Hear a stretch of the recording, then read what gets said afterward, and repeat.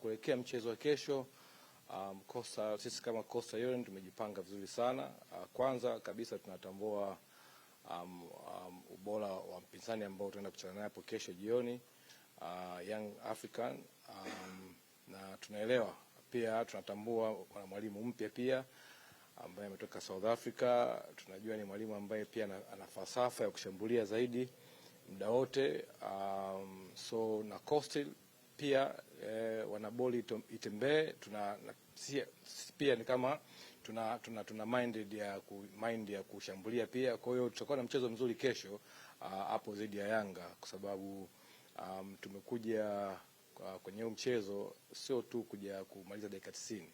Tumekuja pia kutoa ushindani wa kutosha ili mwisho wa siku tuweze kuwafurahisha mashabiki wetu. So wao tu, hata sisi pia tumewasoma.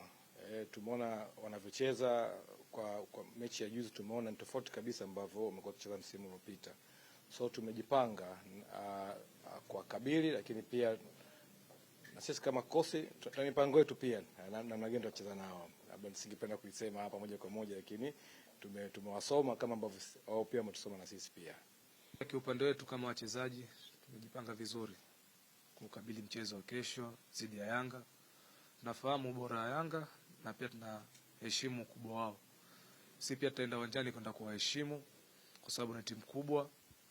Pia na wao naomba tuheshimu katika uchache wetu na udogo wetu tuliokuwa tunao, ili tuweze kuonesha mchezo unakuwa mzuri na wenye furaha katika uwanja huu. Mchezo utakuwa mzuri. Of course mchezo wote Young Africa na Coastal Union hauje kuwa mchezo mbaya, yani watakuwa beza. Mchezo ni mgumu, tunaahidi kutoa ushindani uliokuwa mzuri zaidi.